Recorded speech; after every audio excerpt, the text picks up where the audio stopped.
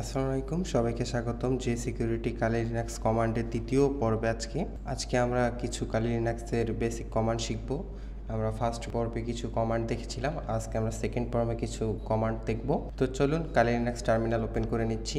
এখন আমরা কালকে অনেকগুলো কমান্ড শিখেছিলাম, আজকে আমরা শিখব কিভাবে কপি করতে হয়, মুভ করতে হয়, আবার হেড কমান্ড, টেল কমান্ড এইসবের ব্যবহার আমরা শিখব।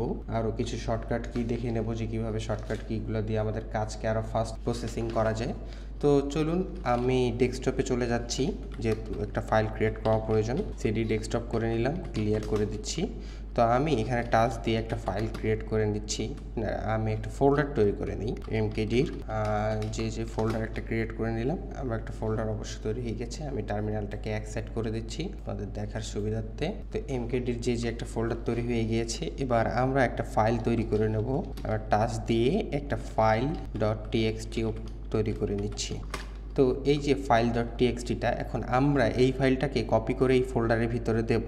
তো এখন আমাদের যে কমান্ডটা দিতে হবে সেটা হচ্ছে সিপি ফর কপিং দিয়ে আমাদেরকে দিতে হবে ফাইল .txt, এবং আমরা চাচ্ছি এটা হচ্ছে হোম স্ল্যাশ, আমাদেরকে এটা দিয়ে দিতে হবে হোম। তার আগে আমাদের একটু ডাইরেক্টরি সেট করে দিতে হবে, হোম স্ল্যাশ দিয়ে দিলাম।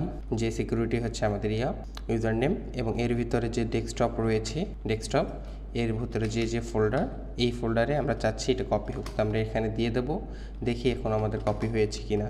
আমরা একটু সিডি করে যে ফোল্ডারে চলে যাচ্ছি, দেখা যায় এলএস টিপ দিয়ে দেখেন এখানে ফাইল .txtটা কপি হয়ে গিয়েছে। এইটা আমরা বেসিক্যালি পাথ দিয়েছিলাম যে আমরা এটা কোথায় কপি করতে চাই। যেহেতু এখানে টার্মিনাল আমাদের ডেস্কটপে ওপেন রয়েছিল, তাই আমরা যদি সিপি লিখে এইখানেই দিয়ে দিতাম তাও কপি হয়ে যেত। তো আমরা এখানে পাথ দিয়ে কপি করে নিয়েছি। এবার আমাদের কপি সিপির কাজ দেখা শেষ। এবার আমরা দেখব হচ্ছে আমরা কিভাবে মুভ করব একটি ফাইলকে। তো আমি এই ফোল্ডারের থেকে আগে এটাকে ডিলিট করে দিচ্ছি, rm ফাইল, এটাকে ডিলিট করে দিচ্ছি, এবং আমি একটু ব্যাক চলে যাচ্ছি এক ডাইরেক্টরি। আমরা জানি যে ডট দিয়ে ডাইরেক্টরি ব্যাক চলে যাওয়া যায়, গত পর্বে দেখেছি, যারা দেখেননি ভিডিওটা দেখে নেবেন। তো এবার আমরা এটাকে মুভ করব ফাইল .txt যে ফোল্ডারে। তো আমি ক্লিয়ার করে নিচ্ছি। তো এবার আমরা কমান্ড দেব হচ্ছে এমভি কমান্ড দেব, দিয়ে আমরা এটাকে মুভ করে দেব। যেমন ফাইল .txt এটাকে আমরা মুভ করব। এবার আমরা এখানে স্ল্যাশ লাগাবো, দিয়ে আমরা যে ডাইরেক্টরিতে কাজ করতে যাচ্ছি সেই ডাইরেক্টরিতে করব। এখানে আমার ইউজার নেম যে সিকিউরিটি, তাই যে সিকিউরিটি নামের ফোল্ডার রয়েছে হোমের পর, তারপর আমাদের এখানে দিতে হবে ডেস্কটপ, দিয়ে আমাদের যে ফোল্ডার নেম সেটাকে সিলেক্ট করে দিয়ে আমরা এন্টার প্রেস করলেই আমরা দেখতে পারবো যে এটা এখান থেকে চলে গেছে। তো আমরা সিডি করে যে চলে যাচ্ছি, এবং আমরা যদি এখানে দেখি যে এখানে ফাইল .txt ফাইলটা এখানে রয়েছে। তো আমরা এমভি দিয়ে আরও একটা কাজ করতে পারি। এমভি দিয়ে আমরা চাইলে কোনো ফাইলের নাম রিনেমও করতে পারি। যেমন আমি যদি চাচ্ছি যে এই ফাইলটার নাম রিনেম করব, তো আমি এখানে এমভি দেব, দিয়ে আমি ফাইল .txt লিখলাম। এবার আমি চাচ্ছি এই ফাইলটার নাম হবে সাপোজ ধরে নেন kl.txt করতে চাচ্ছি এই ফাইলটাকে। যেমন দিয়ে যদি এমভি দিয়ে এটাকে প্রেস করে দিই, দেখতে পারবো যে আমাদের ফাইল নেমটা রিনেম হয়ে গিয়েছে। তো আমরা এমভি দিয়ে আর কি নামও রিনেম করতে পারি, ফাইলের নাম চেঞ্জ করতে পারি। এ হচ্ছে আমাদের এমভির কাজ। এখন দেখা যাক আমরা কালকে যে ক্যাট কমান্ড দিয়ে আমরা যেটা দেখেছিলাম যে আমরা কিছু করতে পারি ক্যাট কমান্ড দিয়ে, আসলে আমরা ক্যাট কমান্ড দিয়ে ফাইল ক্রিয়েটও করতে পারি। তো আমি এই ফোল্ডারের ভিতরে একটা ক্যাট কমান্ডে ফাইল তৈরি করার জন্য আমরা একটা গেটার দেন ব্যবহার করব, করে ক্যাট লিখে গেটার দেন, তারপর আমরা লিখব ফাইল2.txt আমরা ক্রিয়েট করতে চাচ্ছি। দেখেন এখানে যদি দেই, তারপর আমি এখানে চাইলে ক্যাটের সাহায্যে লিখতেও পারবো। আমি যদি কিছু লিখতে চাই লিখবো, লিখে আমি যদি এখানে Ctrl+C প্রেস করি, দেখবেন যে এটা হয়ে গিয়েছে। আমি ls দিয়ে দেখে দিচ্ছি, দেখেন এখানে ফাইল.2.txt একটা ফাইল ক্রিয়েট হয়ে গেছে, এবং আমরা ফাইলের ভিতরে কিন্তু এই কিওয়ার্ডগুলোও দিয়ে দিচ্ছি। তো এখন যদি আমি এখানে ক্যাট করে ফাইল2.txt-তে যাই, তাহলে আমরা দেখতে পারবো যে আমরা যে কমান্ডগুলো লিখেছিলাম সেগুলো এখানে রয়েছে। তো কিছুগুলো এখানে আসেনি, কারণ এখানে এই চিহ্নগুলো পড়ে গিয়েছিল। সো এইভাবে আমরা ক্যাট দিয়ে একটি ফাইলও তৈরি করতে পারি, ফাইল নেম সহ। তো ক্যাট এইটুকুই ছিল। চলুন আমরা আরেকটা কমান্ডে চলে যাই। এবার আমরা একটু সিডি ডেস্কটপে চলে আসি। আচ্ছা, আমরা সিডি করে দিচ্ছি, তারপর দেবো হচ্ছে সিডি ডেস্কটপ। চলে আসলাম, এখানে ক্লিয়ার করে দিই। তো আমি অলরেডি একটা ফাইল ক্রিয়েট করে রেখেছি, এখানে অনেকগুলো কিওয়ার্ড রয়েছে, প্রায় 9000-এর মতন। এখানে দেখেছে ফাইল ইজ ভেরি বিগ। তাই আমরা এখানে লোড দিতে অনেক প্রবলেম হচ্ছে। তো এখানে অনেক ফাইল রয়েছে, তো আমরা এখন এই ফাইলের ভিতরে চাচ্ছি যে এখানে কত ফাইল আছে আমরা একটু দেখে নিই। ক্যাট করে যদি আমরা একটু দেখি যে sun.txt, এটা একটু টার্মিনাল ওপেন করি, দেখেন এখানে অনেক ফাইল আছে। এখন ধরেন সাপোজ এখানে 10,000 ফাইল রয়েছে, তো আমরা চাচ্ছি যে এখান থেকে ফার্স্ট যে 10টা বা 20টা বা 100টা লেখা রয়েছে কিওয়ার্ড, সেই লেখাগুলো আমরা দেখতে। তো এর জন্যে আমরা যে কমান্ডটা ইউজ করব, হেড মাইনাস, আমি ধরেন 50টা দেখতে চাচ্ছি লাইন, -50 দিয়ে আমরা যে টেক্সট আছে সেই টেক্সটটাকে সিলেক্ট করে দেবো। যেমন আমরা এখানে টেক্সট সিলেক্ট করে দিচ্ছি, এই যে এই কমান্ডটা হবে, দিয়ে আমরা এন্টার প্রেস করলে দেখেন যে টপ যে ফার্স্ট যে প্রথম থেকে যে 50টা লাইন ছিল বা 50টা ওয়ার্ড, সেই 50টা ওয়ার্ড আমাদেরকে এখানে দেখা, এই 50টা লাইন, এই যে 50টা লাইনে যা যা রয়েছে। সেমভাবে যদি আমরা 100টাও দেখতে পারবো, আমরা যদি এখানে একটু 100 করে দেই, এখানে যদি 100 করে দেই, দেখেন এখানে যদি 100 করে দিই তাহলে আমরা 100টা দেখতে পারবো, এই যে 100টা চলে এসেছে, 100টা লাইন। তো সেম আমরা যদি চাই যে লাস্ট 100 বা লাস্ট 50 গুলো দেখবো, সেটাও আমরা করতে পারি। আমরা এখানে লিখবো সের জন্য টেইল -20 200 দেখলাম, দিয়ে আমরা sun.txt সিলেক্ট করে দিচ্ছি এবং দেখেন যে লাস্টে যে কিওয়ার্ডগুলো রয়েছিল সেইগুলো আমরা দেখতে পাচ্ছি, সেই 200টা কিওয়ার্ড, যে 200টা কিওয়ার্ড লাস্টে রয়েছে লাইনগুলো। তো এইভাবে আমরা হেড টেল কমান্ডকে ব্যবহার করতে পারি। পুরো একটা ফাইল দেখার ক্ষেত্রে অনেক সময় প্রবলেম হতে পারে, তাই আমরা প্রথম কিছুগুলো দেখার জন্য হেড টেল কমান্ড ইউজ করতে পারি। এবার আমরা একটা ফাইলের ব্যবহার দেখব, ফাইল ট্যাগের। এই ফাইল ট্যাগ দিয়ে আমরা কি করতে পারি, এটা দিয়ে আসলে আমরা একটা ফাইল এক্সটেনশন বা ফাইলটা কি টাইপের, ভিতরে কি রয়েছে সেটা চেক করতে পারি। যেমন আমি দেখি file.sun.txt যদি দেই, দেখেন যে এখানে লেখা আছে sun.txt, এটা একটা ACIC টেক্সট, মানে এর ভিতরে যে টেক্সট রয়েছে, ঠিক আছে। এভাবে যদি আমার অন্য কোনো ফাইল থাকতো, যদি আমি এখানে একটা টাচ দিয়ে একটা ফাইল ক্রিয়েট করে নিচ্ছি, টাচ mp3.mp4, আমি এই ফাইল ক্রিয়েট করে নিচ্ছি। এখন আমি ফাইল দিয়ে এটা দেখতে চাচ্ছি যে এইটা কি আসলে। তো আমি যদি mp3 দিয়ে ট্যাব দিয়ে দেখি, যে দেখেন যে এই ফাইলটার ভিতরে আসলে কোনো ফাইলই নেই, তাই এটাকে mp3 দেখাচ্ছে। এখন যদি আমি এখানে কিছু একটা সামান্য একটা কমান্ড লিখে দিচ্ছি, একটা জাভাস্ক্রিপ্টের কোড লিখে দিচ্ছি, দেখি জাভাস্ক্রিপ্টের কোডটাকে তারা কি হিসেবে দেখায়। জাভাস্ক্রিপ্টের কোড লিখে দেওয়া আছে, আমরা একটু সেভ করে দিচ্ছি, দিয়ে আমরা এখানে আবার এটাকে দেখি ফাইল mp3.txt। এখন দেখিছেন এখানে HTML ডকুমেন্ট এটাকে দেখাইছে, কারণ এর যে ভিতরে যে কোডটা দিয়েছি সেটা HTML জাভাস্ক্রিপ্টের কোড ছিল, তাই এখানে দেখেন HTML কোড দিয়েছে, কিন্তু লেখা হয়েছে কি এসে ACI টেক্সট মোডে। তো যদি আমরা টেক্সটের কোনো ফন্ট চেঞ্জ করতাম, তখন এখানে ACI টেক্সটটাও চেঞ্জ হয়ে যেত। এভাবে আমরা যে কোনো একটা ফাইলের এক্সটেনশন দেখতে পারি ফাইল কমান্ডের মাধ্যমে। তো এবার আমরা কিছু ছোট কমান্ড দেখে নেব, যেগুলো আর কি আমাদের না দরকার না পড়লেও বলে, কিন্তু আমরা এটা জেনে রাখি যেন আমাদের কাজে লাগতে পারে।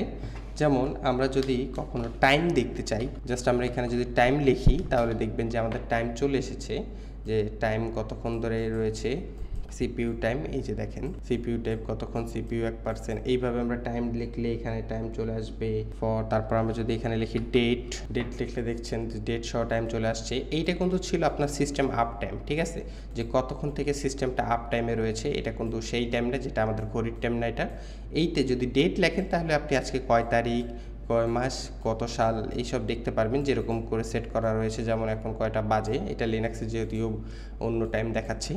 তো এইভাবে আমরা ব্যবহার করতে পারি। আমরা ক্যাল ব্যবহার করতে পারি। ক্যাল আসলে হচ্ছে ক্যালকুলেটরের জন্য, ক্যাল হচ্ছে ক্যালকুলেটর না, সরি, ক্যাল হচ্ছে আপনাদের ক্যালেন্ডারের জন্য ব্যবহার করা হয়ে থাকে। আমার অবশ্যই ইনস্টল, প্রথমে ডিফল্ট ইনস্টল এটা থাকে না, ইনস্টল করে নেবেন সবাই। এখন আমরা যদি এখানে ক্লিয়ার করে দিই, দিয়ে আমরা যদি ক্যাল দিয়ে, আমি চাচ্ছি যে আমি 2025 সালের ক্যালেন্ডারটা দেখব, তো আমি ক্যাল দিয়ে 2015 দিলে দেখতে পাচ্ছেন যে এখানে 25 সালের যে ক্যালেন্ডার অনুযায়ী চলে আসছে এবং 2025 সালের। এবার চাইলে আমি ব্যাককে করতে পারি, আর যদি লিখি ক্যাল আমি 2015-এর দেখতে চাচ্ছি, 2015 এবং 2015-এর ক্যালেন্ডার আমাকে এখানে দেখিয়ে দিয়েছে। এইভাবে আমরা ক্যালকে ব্যবহার করতে পারি ক্যালেন্ডার দেখার ক্ষেত্রে। তো এবার আমরা যে কমান্ডটাকে দেখব সেটা হচ্ছে, আমরা এবার দেখব PS, প্রসেস দেখার জন্য যে কমান্ডটা ব্যবহার করা হয় PS। আমরা যদি PS দিই তাহলে আমরা দেখতে পারবো যে কয়টা প্রসেস রয়েছে। তো অনেক সময় আমাদের PS কাজে লাগে, কারণ আমরা যদি একসাথে অনেক প্রসেস ব্যাকগ্রাউন্ড বা ব্যাকগ্রাউন্ডে রান করে ফেলি, বা ফরগ্রাউন্ডে আমরা চাচ্ছি এটাকে ক্লোজ করার জন্য, তখন আমাদেরকে পিএস এর ব্যবহার করতে হয়। সাপোজ এখন এখানে আমরা দেখতে পাচ্ছি পিএস এর এই দুইটা রয়েছে, তা আমরা চাচ্ছি যে কোনো একটা ইয়াকে কিল করে দেবো। তো আমি কিল করার জন্য কোনো প্রসেসকে কিল করার জন্য লিখবো কিল, তখন আমরা প্রসেস আইডিটা দিয়ে দেবো 13669 দিয়ে আমরা যদি কিল দিই তাহলে দেখবেন যে এটাকে এক্সিকিউট হয়ে গিয়েছে। এখন অনেক সময় এটা প্রসেস নাও হতে পারে, যেহেতু এখানে দুইটা টার্মিনাল জেএসএস, এটা প্রসেস নয়, এটা টার্মিনাল রয়েছে, তাই এটাকে কিল হয়নি। এবং অনেক সময় দেখা যায় কোনো প্রসেস কিল হয় না, যদি কোনো লিনাক্স বা কম্পিউটার ম্যালওয়্যার খেয়ে থাকে, ম্যালওয়্যার অ্যাটাক বা র্যানসমওয়্যার, তখন কিছু প্রসেস রয়েছে যার কিল হয় না। এদেরকে কিল করতে আপনাকে যেটা করতে হবে, কিল -9 দিতে হবে, যেটা হচ্ছে ফোর্স কিল বলা হয় যেটাকে। তো এই ফোর্স কিল ব্যবহার করে আপনাকে এটাকে কিল করতে পারবেন। তো আমি এবার আরেকটা ইয়াকে কিল করে দিচ্ছি 14243, এইটাকে দিয়ে আমরা এন্টার করে দিচ্ছি। যদি বলেছে কিল, ইটস নট এ প্রসেস, এটা আসলে কোনো প্রসেস না, সেই জন্য এটাকে কিল করে না। এটা যে আমরা কমান্ড এক্সিকিউট করেছি পিএস এর, সেইটার প্রসেস চলতেছিল, আসলে এটা কোনো প্রসেস না, এটা হচ্ছে জাস্ট ছিল, কমান্ড লাইন ছিল। সো এইভাবে আপনারা যে কোনো প্রসেসকে কিল করতে পারেন। তো এবার আমরা দেখব যে অ্যাম্পারসেন্টের ব্যবহার, অ্যাম্পারসেন্টের ডাবল অ্যাম্পারসেন্ট দিয়ে আমরা কী করতে পারি। আসলে যদি আমরা লিখি, ফার্স্ট আমরা আরেকটা কমান্ডের ব্যবহার দেখি, ইকো কমান্ড দিয়ে আমরা যে কোনো কিছু এখানে লিখতে পারি, যেমন I am A cyber security expert যদি লিখে দিই এখানে, আমি যদি ইকো দিই, দেখেন যে এখানে এটা কিন্তু প্রিন্ট করেছে। আসলে ইকো ব্যবহার করা হয় কোনো কিছু কমান্ড লাইনে প্রিন্ট করার জন্য। তো ইকো দিয়ে আমরা এইভাবে অনেক কিছু প্রিন্ট করতে পারি। তো এখন আমরা ইকোর সাথে আমরা মাল্টিপল কমান্ড ইকো চাচ্ছি, আমরা echo I am cyber security, তারপর আরেকটা জিনিস লেখা উঠবে। তারপর একটা মাল্টিপল কমান্ড ইউজ করার জন্য আমরা একটা ক্লোন ব্যবহার করে থাকি, সেটা আমরা এখন দেখব। যেমন আমি লিখছি echo I am cyber security, এখানে এখন আমাদের এই চিহ্নটা ব্যবহার করতে হবে, এই যেটা সিম্পলি থাকে ক্লোনের সাথে, এই চিহ্নটা ব্যবহার করে যদি আমরা লিখি echo I am a noob, এটা যদি লিখে দিই, দেখেন যে এইখানে দুইটা লাইনে এটা কি করেছে, কারণ এই চিহ্নটার দ্বারা আমরা মাল্টিপল কমান্ড একসাথে এক্সিকিউট করতে পারি টার্মিনালের মধ্যে। তো আমরা এইভাবে মাল্টিপল কমান্ড ইকো দ্বারা মাল্টিপল কমান্ড এখানে এক্সিকিউট করতে পারি। দেন আমরা ব্যবহার দেখব হচ্ছে অ্যাম্পারসেন্টের। এখন সাপোজ আমি লিখে ফেললাম ডিকো আই অ্যাম এ নুব, তারপর আমরা অ্যাম্পারসেন্ট দিয়েছি ডাবল, দিয়ে আমরা এখানে লিখলাম হচ্ছে echo I am a bad boy, লিখে দিলাম। তো যদি আমরা এন্টার প্রেস করি, দেখেন এখানে বলেছে কমান্ড নট ফাউন্ড, কারণ যদি আমরা অ্যাম্পারসেন্ট ব্যবহার করি, তো এইখানে ডাবল অ্যাম্পারসেন্ট হলে, যদি আপনি সাপোজ আমরা কোনো একটা বড় স্ক্রিপ্ট লিখতেছি বা কোনো একটা বড় কমান্ড, এখন এই কমান্ডটা আমরা চাচ্ছি কোনো জায়গায় ভুল হলে যেন, তখন আমরা এই ডাবল অ্যাম্পারসেন্টটা ইউজ করতে পারবো। ডাবল অ্যাম্পারসেন্ট কী করবে, যদি কমান্ডের কোথাও ভুল হয়ে থাকে, তাহলে এই কমান্ডটাকে সে এক্সিকিউট করবে, যেমন ডেকো, এই জন্য এটাকে এক্সিকিউট করা হয়। তো আমরা এইভাবে ডাবল অ্যাম্পারসেন্টকে ব্যবহার করতে পারি। দেন আমরা হিস্টোরিকে ব্যবহার করতে পারি। হিস্টোরি দিয়ে আমরা দেখতে পারবো যে এতক্ষণ যা কমান্ড আমরা ইউজ করেছি তা এখানে আছে কিনা। দেখতে পাচ্ছেন যে এতক্ষণ যা কমান্ড ইউজ করেছি সব এখানে রয়েছে, এটা হিস্টোরিতে থাকে। হিস্টোরি টিপ দিলে আমরা আমাদের কমান্ডগুলোকে দেখতে পারবো। দেন আমরা অ্যাপেন্ডের ব্যাপার দেখবো, যেটাকে বলা হয় আসলে যে আমরা গ্রেটার দেন বলি, গ্রেটার দেন সাইন, এটার দ্বারা আসলে আমরা কি করতে পারি। তো সাপোজ আমরা দেখেছিলাম যে ক্যাট গ্রেটার দেন দিয়ে আমরা এখানে একটা টিএক্সটি তৈরি করতে পারি। যদি আমি লিখি test.txt দিলাম, এখানে একটা তৈরি হয়ে গেছে। এখন আমি লিখলাম, যা খুশি লিখে নিচ্ছি, দিয়ে আমরা এখন Ctrl+C দিয়ে এটাকে এক্সিট বের হয়ে আসছে। এখন test.txt এটা হয়ে গেছে। আসলে ক্যাট কি করতেছে, ক্যাট রিডাইরেক্ট করতেছে। এটা হচ্ছে আমরা গ্রেটার দেনকে ব্যবহার করি রিডাইরেক্টের কারণে। ক্যাট রিডাইরেক্ট করে একটা ফাইল তৈরি করে নিচ্ছে test.txt, ঠিক আছে। test.txt কে একটা ক্যাট ফাইল তৈরি করে দিচ্ছে। এই রিডাইরেক্ট চিহ্নটা এখানে ব্যবহার হচ্ছে যে ক্যাট এরকম একটা ফাইল খুঁজতেছে, যদি সেই ফাইলটা না থাকে তাহলে সেই ফাইলটা ক্রিয়েট হবে, ঠিক আছে। এখন আমরা ডাবল অ্যাপেন্ড দিয়ে আসলে কি করতে পারি। এখন ডাবল গ্রেটার দেন যদি আমরা ইউজ করি, সাপোজ আমি লিখলাম echo I am cyber security, তো এখানে আমি এখন চাচ্ছি ডাবল অ্যাপেন্ড দেব। তো আমি যদি ইকো দিয়ে সিম্পলি এটা প্রেস করি, তাহলে কি হচ্ছে, টার্মিনালে এটা প্রিন্ট হয়ে যাচ্ছে। তো আমি চাচ্ছি এটা টার্মিনালে না, এটা কোনো একটা ফাইলের ভিতরে প্রিন্ট হবে, কোনো একটা টেক্সট ফাইলের ভিতরে যে চলে যায়। তো আমি যদি এইটা নিই, আমি সেম কমান্ডটা আবার দিচ্ছি, দিয়ে যদি আমি এখানে গ্রেটার দ্যান চিহ্নটা ইউজ করে যদি লিখি test.txt যে ফাইলটা আমরা ক্যাট দ্বারা বের করছি এখানে দিয়ে দেখি ls দিয়ে আমরা যদি একটু রিড করি ফাইলটাকে তাহলে আমরা দেখতে পারবো কি হয়েছে, ফাইলটার ভিতরে আসলে কিছু গেছে। দেখেন I am cyber security expert, কিন্তু এই ফাইলগুলা দেখেন নাই, এগুলা ফাইলকে সে সরাই দিয়েছে, এগুলা ফাইলকে সে ডিলিট করে ফেলছে, মানে ওভাররাইট করে ফেলছে ফাইলটা। তো আমরা চাচ্ছি যে আমরা এই লেখাটা এখানে পেস্ট করব, কিন্তু এই লেখাটাকে সরাবো না, ওভাররাইট করব। ঠিক আছে, আমরা তাহলে এর জন্য আমরা যে কমান্ডটা দেবো আমরা দেখে দিচ্ছি ইকো। এবার আমরা এখানে টিএক্সটি যেটাই আছে সেটাই আমরা এখানে চলে আসব। আমরা এখানে এক্সপার্ট না দিয়ে দেব হচ্ছে অ্যানালিস্ট দিয়ে দিলাম। দিয়ে আমরা যদি এখন ডাবল গ্রেটার ইউজ করি, আমাদেরকে ডাবল গ্রেটার ইউজ করতে হবে, এর জন্য ডাবল গ্রেটার ইউজ করে যদি আমরা ইন্টার টেপ দিই তো দেখবো এবার আমরা ক্যাট দিয়ে আরেকবার ফাইলটাকে রিড করে নিই। দেখেন এবার আর কিন্তু এটাকে ওভাররাইট করা হয়নি, এখানে এবার আরেকটা জিনিস পেস্ট করে দেওয়া হচ্ছে। এইভাবে আমরা আসলে রিডাইরেক্ট করতে পারি, এই ডাবল দুটো চিহ্ন দিয়ে এটাকে বলা হয় রিডাইরেকশন চিহ্ন। এটা রিডাইরেকশন করে আমরা এইখানে এটা করে দিই। তো এখন আমরা একটু গ্রিপ নামের একটা টুলস রয়েছে সেটার ব্যবহার দেখবো। গ্রিপ কমান্ডের আসলে কাজ কি। গ্রিপ দিয়ে আমরা যে কোনো ফাইল খুঁজে বের করতে পারি। তো সাপোজ আমি চাচ্ছি ক্যাট লিখলাম, ক্যাট এবং test.txt আমি এটা দেখছি। এখন এর মধ্যে একটা ফাইল রয়েছে, এর মধ্যে সাপোজ এক্সপার্ট লেখাটা আমি খুঁজতে চাচ্ছি। ধরেন যে এই ফোল্ডারের ভিতরে 1000টা ফাইল রয়েছে, 1000 কিছু রয়েছে, কিন্তু আমি চাচ্ছি যে এক্সপার্ট লেখা যে ইয়াটা সেটা আমাকে যেন দেখায়। তো এর জন্যে পাইকে আমরা ব্যবহার করতে পারি। পাইও আমাদের রিডাইরেকশনের ক্ষেত্রে কাজ করে। রিডাইরেকশন কোনো টুলস থেকে কোনো ফাইলকে কোনো টুলসে ট্রান্সফার করার জন্য রিডাইরেক্ট ব্যবহার করে। এখন আমরা এখানে লিখব গ্রিপ দিয়ে আমরা চাচ্ছি এক্সপার্ট লেখাটা খুঁজে বের করতে।